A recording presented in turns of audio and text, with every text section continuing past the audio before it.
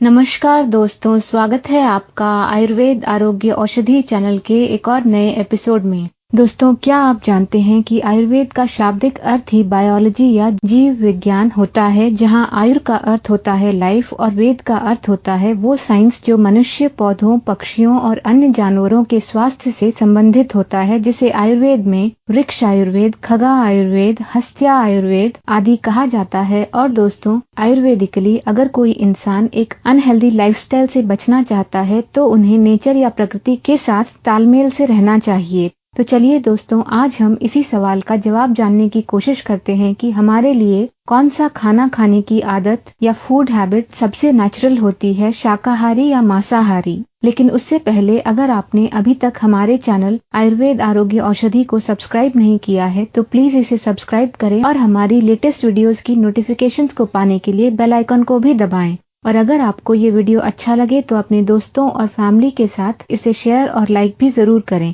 तो चलिए दोस्तों, शुरू करते हैं। दोस्तों, इस वीडियो के माध्यम से हमारा ये मतलब बिल्कुल भी नहीं है कि मांसाहारी या नॉन वेजिटेरियन होना अनैतिक या हानिकारक है, क्योंकि हर व्यक्ति की खाने की आदत उसकी संस्कृति, लोकेशन, एज, सेक्स, बीमारी, हेल्थ और इमरजेंसी कंडीशंस पर आधारित होती है, जो कि उनके सर्वाइवल के लिए बहुत ही इम्पोर्टेंट होती है। इस वीडियो में हम आपको केवल वो साइंटिफिक फैक्ट्स बताएंगे जो ये साबित करते हैं कि कौन सी ईटिंग हैबिट बेहतर और नेचुरल है और वो क्यों बेहतर है। और दोस्तों, ये पूरी तरह से आप पर डिपेंड करता है कि आप इसमें से किसे चुनते हैं। दोस्तों, इवोल्यूशन की दृष्टि से प्रकृति ने मूल रूप से दो प्रकार के जीवों या लिविंग ऑर्गेनिजम्स, वेजिटेरियन या हर्बीवोर्स और नॉन वेजिटेरियन या कार्निवोर्स को अलग अलग रूप, शरीर और मनोवैज्ञानिक गुणों के साथ बनाया है। दोस्तों, वैसे तो सर्वभक्षी या ओमनिवोर्स जानवर भी होते हैं जो पौधे और पशु दोनों खाकर जिंदा रहते हैं, लेकिन इनकी संख्या बहुत ही कम होती है। चलिए दोस्तों, अब हम शाकाहारी और मांसाहारी दोनों प्रकार के जीवों की मुख्य विशेषताओं की तुलना करते हैं।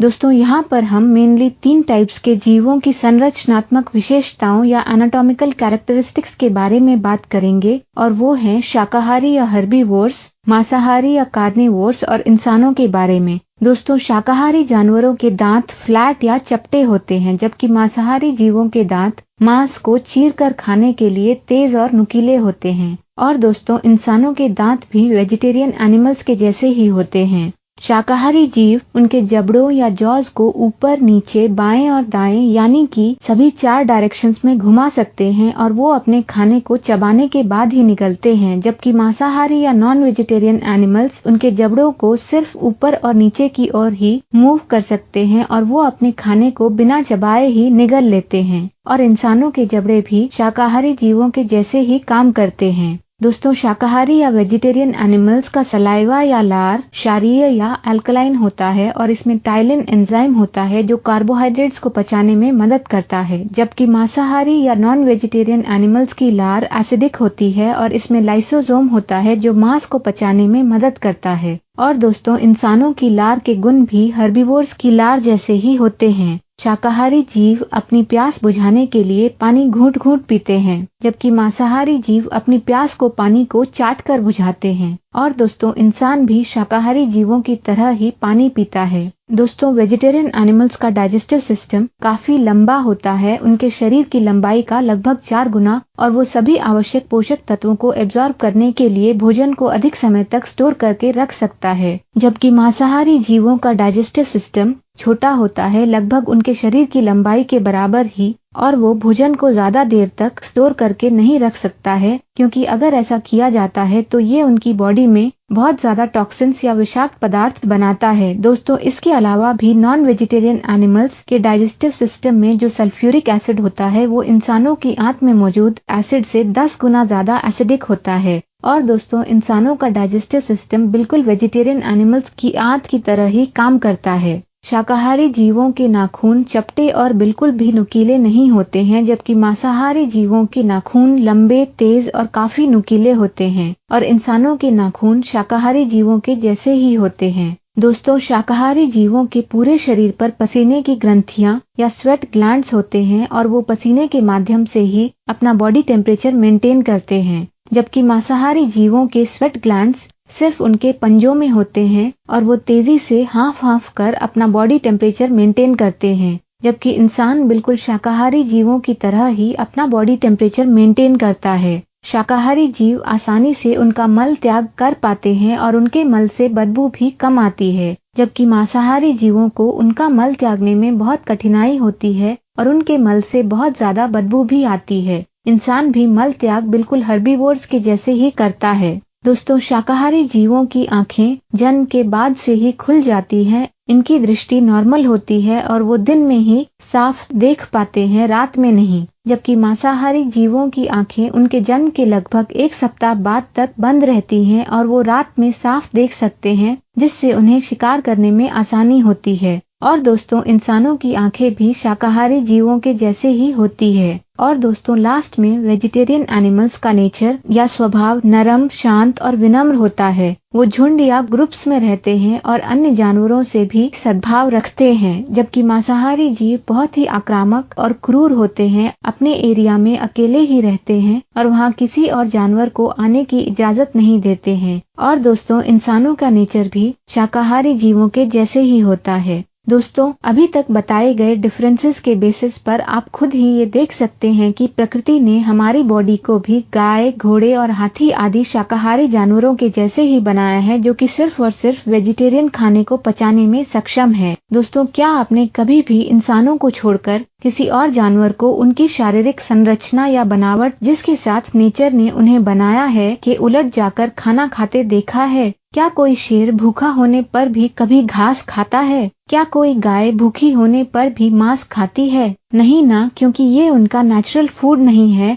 और उनकी मन और शरीर की बनावट से भी कंपैटिबल नहीं है। दोस्तों, क्या कोई इंसान 100% नॉन वेजिटेरियन खाने पर 2 से 3 सप्ताह से ज्यादा जिंदा रह सकता है? नहीं रह सकता है, क्योंकि ऐसा करना उनके पूरे बॉडी सिस्टम में जानलेवा टॉक्सिन्स का निर्माण करता है। दोस्तों, इसीलिए अगर कोई व्यक्ति प्रकृति के नियमों के खिलाफ जाकर नॉनवेज खाता भी है, तो भी उन्हें इसके साथ कुछ न कुछ वेजिटेरियन खाना खाना ही पड़ता है, क्योंकि इंसानों के लिए नॉनवेज एक कंप्लीट डाइट नहीं है और ये उनकी लाइफ स्पैन को भी कम करता है। दोस्तों, जॉन्स हॉपकिंस यूनिवर्सिटी के डॉक्टर एलन वॉकर के अनुसार इंसान फल खाने वाले जानवरों का वंशज है, न कि मांस खाने वाले जानवरों का, और इसीलिए नॉनवेज खाना खाने से हमें केवल नुकसान ही होता है और ये हमारी बॉडी को कमजोर भी बनाता है। दोस्तों, इस फैक्ट का कोई रिलीजियस कॉनोटेशन या धार्मिक अर्थ नहीं है, बल्कि ये एक सिंपल साइंस बेस्ड फैक्ट है। दोस्तों, साइंटिफिकली भी एक फूड चेन में हम जितना बाद में आते हैं, हमें उतनी ही कम एनर्जी मिलती है, लगभग 10%, और इसे ही 10% रूल कहा जाता है।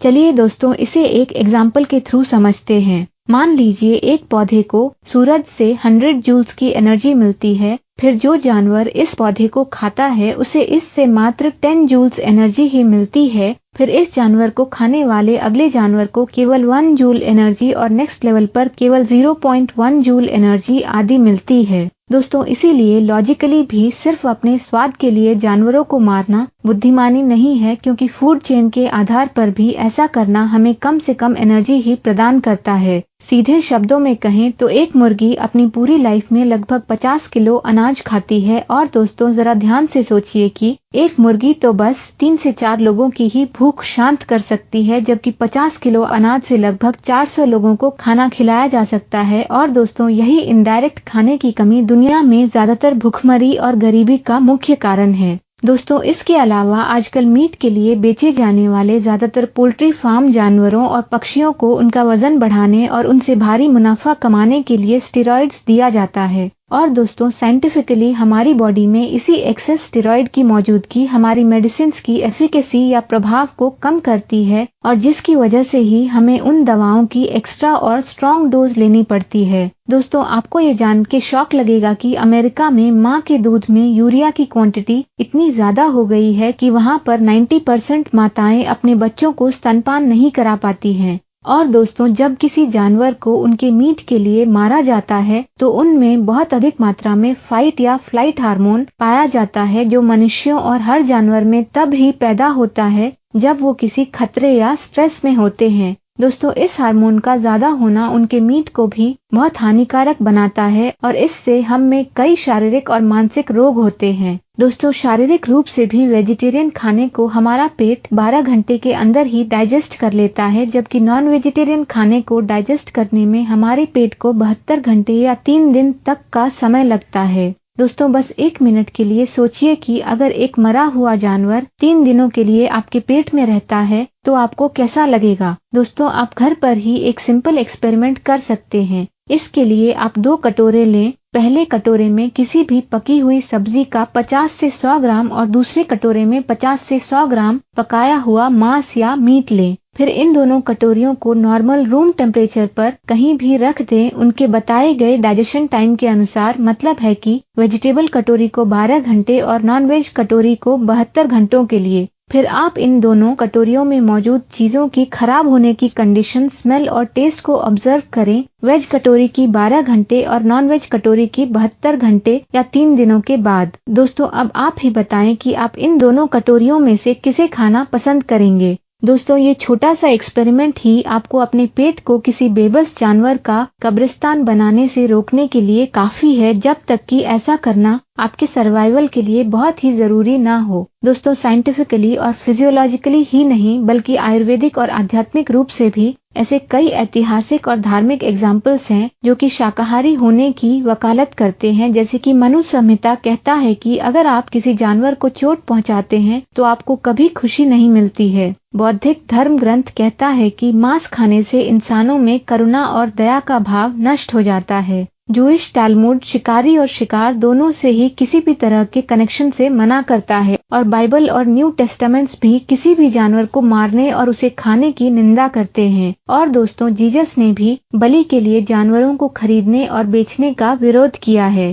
दोस्तों चलिए अब हम ये समझने की कोशिश करते हैं कि कैसे वेजिटेरियन खाना हमें नॉन वेजिटेरियन खाने से ज्यादा स्वास्थ्य लाभ देता है। चलिए पहले नॉन वेजिटेरियन होने के लाभ जानते हैं। ये रोज के खाने में वैरायटी लाता है। दोस्तों नॉन वेजिटेरियन खाने के फेवर में सबसे ज्यादा दिया जाने वाला रीजन यही होता है कि ये ट्रेडिशनल वेजिटेरियन खाने में बहुत वैरायटी और टेस्ट लाता है। ये प्रोटीन और विटामिन B12 का एक अच्छा सोर्स होता है। दोस्तों नॉन वेजिटेरियन खाने ने लगभग पिछले 10 सालों में उसमें हाई प्रोटीन, विटामिन B12 और विटामिन D जो कि आमतौर पर सब्जियों में नहीं पाया जाता है होने के कारण काफी लोकप्रियता हासिल की है। वेजिटेरियन होने के लाभ, ये दिल की बीमारी के खतरे को कम करता है। दोस्तों कई साइंटिफिक रिसर्चेस ये प्रूव कर चुके हैं कि दिल की बीमारी से मौत का खतरा वेजिटेरियन लोगों में नॉन वेजिटेरियंस के मुकाबले 32% तक कम होता है, क्योंकि वो सब्जियों के माध्यम से लो कोलेस्ट्रॉल और हाई फाइबर डाइट खाते हैं जो डायरेक्टली उनके खून में कोलेस्ट्रॉल के जमाव को कम करता है और इसी वजह से उन्हें हाइपरटेंशन या हाई BP होने का खतरा भी कम हो जाता है। ये स्किन और हेयर हेल्थ को इम्प्रूव करता है। दोस्तों पोषक तत्वों से भरपूर सब्जियां एक्ने या पिंपल्स और सांस की समस्या को कम करती है और बालों की क्वालिटी में सुधार करती है। ये हमें मोटापे से दूर रखता है। दोस्तों क्योंकि नॉन वेजिटेरियन खाने में प्रोटीन और विटामिन बहुत अधिक होते हैं, इसीलिए ये हमारी बॉडी में फैट को बढ़ाते हैं और जब हम इससे परहेज करते हैं तो ये हमें हमारी डाइट और वेट को कंट्रोल करने में बहुत हेल्प करता है। मानसिक स्वास्थ्य लाभ, दोस्तों कलर थेरेपी के अनुसार एक संतुलित आहार में मौजूद रंगीन दालें, अनाज, फल और सब्जियां हमारे माइंड को और भी एक्टिव, तेज, पॉजिटिव और फोकस्ड बनाते हैं। ये आसानी से डाइजेस्ट हो जाता है। दोस्तों साइंटिफिकली वेजिटेरियन खाना नॉन वेजिटेरियन खाने की तुलना में बहुत ही लाइट होता है और इसीलिए ये आसानी से डाइजेस्ट हो जाता है और हम वेजिटेरियन खाना खाने के बाद मन और शरीर से हल्का महसूस करते हैं। ये हमारी लाइफ स्पैन को बढ़ाता है। दोस्तों क्योंकि नॉन वेजिटेरियन खाने में फैट बहुत ज्यादा होता है, इससे दिल की बीमारी, कोलेस्ट्रॉल, हाई BP, डायबिटीज, वजन बढ़ने, मोटापा और समय से पहले मृत्यु का खतरा भी बढ़ जाता है, जबकि वेजिटेरियन खाना इन सभी खतरों को कम करता है और इसीलिए वेजिटेरियन लोग नॉन वेजिटेरियन लोगों की तुलना में ज्यादा पतले दुबले होते हैं, वो भी एक healthy BMI, controlled BP, balanced weight, कम कोलेस्ट्रॉल और इंक्रीज लाइफ स्पैन के साथ। दोस्तों अब ये बात तो बिल्कुल क्लियर हो चुकी है कि मांसाहारी लोगों को जानलेवा बीमारियां होने का खतरा ज्यादा होता है, लेकिन इसका मतलब ये बिल्कुल भी नहीं है कि शाकाहारी लोग 100% सेफ है। और ऐसा इसीलिए दोस्तों क्योंकि पूरी दुनिया में 10% वेजिटेरियंस भी एक संतुलित आहार का पालन नहीं करते हैं। दोस्तों हमारी मॉडर्न लाइफस्टाइल ने हमारे खाने की आदतों को हेल्दी और फ्रेश खाने से अनहेल्दी फास्ट फूड खाने में बदल दिया है और इसीलिए वेजिटेरियंस और नॉन वेजिटेरियंस दोनों ही आज अनहेल्दी हैं। दोस्तों लॉजिकली एक बैलेंस्ड वेजिटेरियन खाना ही हम में से ज्यादातर लोगों के लिए एक आइडियल डाइट है, बस कुछ मेडिकल और इमरजेंसी सर्वाइवल कंडीशंस को छोड़कर। लेकिन दोस्तों एक बात हमेशा याद रखें कि एक संतुलित आहार का मतलब ये नहीं है कि आप सब्जी और मांस या जंक फूड को इक्वल क्वांटिटी में खाएं। इसका मतलब ये है कि आप अपने खाने में मैक्रोन्यूट्रिएंट्स जैसे कि कार्बोहाइड्रेट्स, फैट्स और प्रोटीन को बैलेंस करें, फिर चाहे आप वेजिटेरियन हो या नॉन वेजिटेरियन। चलिए दोस्तों अब हम खाने से जुड़ी कुछ फेमस भ्रांतियों या गलत फहमियों के बारे में जानते हैं। आयुर्वेद सिर्फ और सिर्फ वेजिटेरियन खाने की सलाह देता है। दोस्तों आयुर्वेद 100% वेजिटेरियन नहीं है। शायद अभी आप में से बहुत से लोगों को मेरी इस बात से शॉक लग सकता है कि कैसे आयुर्वेद, जो कि एक नेचुरल फॉर्म ऑफ मेडिसिन है, मांस खाने की सलाह दे सकता है। तो दोस्तों इसके लिए एक बात हमेशा याद रखें कि आयुर्वेद के अनुसार दुनिया या प्रकृति में मौजूद हर चीज एक दवा या जहर के रूप में काम करती है। बस ये इस बात पर डिपेंड करता है कि उस चीज का कैसे यूज किया जाता है। उदाहरण के लिए एलोपैथिक मेडिसिन में यूज की जाने वाली सभी केमिकल दवाइयाँ जहर होती हैं, लेकिन जब उनका बहुत ही थोड़ी क्वांटिटी और सही कॉम्बिनेशन में यूज किया जाता है तो ये हमारे जीवन की रक्षा करती है। आयुर्वेदिकली भी मांस एक औषधि का रूप है, लेकिन ये एक मुख्य भोजन या स्टेपल फूड या डाइट नहीं है। मांस रस या मीट सूप को सभी आयुर्वेदिक ग्रंथों में अत्यधिक शारीरिक कमजोरी के लिए सबसे अच्छी दवा के रूप में बताया गया है। ये पित्त असंतुलन से होने वाली थकान को भी कम करता है, जैसे कि लंबे समय तक धूप में काम करना, हेवी एक्सरसाइज करना और कमजोर इम्यूनिटी होना आदि। कभी कभी आयुर्वेदिक दवाइयों जैसे कि अश्वगंधादि या अजाश्वगंधादि लेहियम में कई जड़ी बूटियों के साथ मांस भी एक इंग्रेडिएंट होता है, लेकिन ज्यादातर कंपनियां इसे बिना मांस के ही बनाती है। दोस्तों मीट सूप का एक्सप्लेनेशन एक अन्य आयुर्वेदिक ग्रंथ भाव प्रकाश निघंटु के मांस वर्ग में भी मिलता है, जैसे कि मीट सूप पुनर्नरवादी रिष्ठा के लिए एक एडजुवेंट या सह औषधि के रूप में यूज की जाती है। दूसरा, मीट प्रोटीन फिजिकल स्ट्रेंथ और ओवरऑल हेल्थ के लिए बहुत इंपॉर्टेंट है। दोस्तों साइंटिफिकली 1 से 100 के प्रोटीन स्केल पर पोल्ट्री प्रोटीन 67वें स्थान पर, फिश 80, दूध 82, अनाज 50 to 70, बादाम, फलियां और बीज आदि 40 to 60 और हरी सब्जियां 80 के आसपास आती हैं, जो ये साबित करता है कि मांस या मीट प्रोटीन का एकमात्र सोर्स नहीं है और वेजिटेरियन खाना पूरी तरह से प्रोटीन रहित भी नहीं होता है। उदाहरण के लिए सोयाबीन में किसी भी प्रकार के मीट से ज्यादा प्रोटीन होता है। और दोस्तों जहां तक ताकत और शक्ति का सवाल है तो आप बस अपने आसपास के नेचर पर ही एक नजर डालें, जहां ज्यादातर नॉन वेजिटेरियन एनिमल्स मांस खाने के बाद सो जाते हैं और सुस्त हो जाते हैं। वहीं एक शाकाहारी जानवर जैसे कि एक बैल आदि पूरे दिन काम करता है, कड़ी से कड़ी धूप में भी। और दोस्तों क्या आपको लगता है कि एक वेजिटेरियन हाथी किसी भी तरह से एक नॉन वेजिटेरियन शेर से कमजोर होता है? तीसरा, नॉन वेजिटेरियन डाइट ही विटामिन B12 और विटामिन डी का एकमात्र सोर्स है। दोस्तों साइंटिफिकली विटामिन B12 दूध, पनीर और साबुत अनाज में भरपूर मात्रा में पाया जाता है और विटामिन डी तो हमें नेचर से फ्री में मिलता है, लेकिन तब ही जब आप रेगुलरली धूप में 30 से 45 मिनट बिताते हैं। दोस्तों और लास्ट में, जैसा कि हमने आपको पहले बताया है कि इस वीडियो के माध्यम से हम ये बिल्कुल भी नहीं कह रहे हैं कि वेजिटेरियन खाना अच्छा है या नॉन वेजिटेरियन खाना बुरा है। दोस्तों ये वीडियो सिर्फ और सिर्फ रियल फैक्ट्स पर फोकस करता है और ये आपकी चॉइस है कि आप किस टाइप की डाइट को फॉलो करना चाहते हैं, क्योंकि सभी को एक हैप्पी, हेल्दी और पीसफुल लाइफ जीने का अधिकार है। आप वो सब खाएं जो आपकी हेल्दी लाइफ के लिए अच्छा है, लेकिन एक बात हमेशा याद रखें कि दुनिया में हर चीज में एक संतुलन या बैलेंस है और इसीलिए आप भी अपने खाने को बहुत सारे फलों और सब्जियों के साथ बैलेंस करें। अगर आपको नॉनवेज पसंद है तो आप अपने खाने में कभी कभार थोड़ा नॉनवेज शामिल करें, और अगर आप वेजिटेरियन हैं तो आप अपने खाने में मांस के बदले मशरूम, दाल और सोया आदि को शामिल करें। दोस्तों आशा है कि इस वीडियो से आपको वेज और नॉनवेज खाने के बारे में कई इंटरेस्टिंग फैक्ट्स जानने को मिले होंगे। ऐसे ही ज्ञानवर्धक वीडियोस देखते रहने के लिए इसे लाइक और शेयर जरूर करें। और अगर आपने अभी तक हमारे चैनल आयुर्वेद आरोग्य औषधि को सब्सक्राइब नहीं किया है तो प्लीज इसे सब्सक्राइब भी जरूर करें। आयुर्वेद आरोग्य औषधि चैनल से जुड़े रहने के लिए आपका धन्यवाद।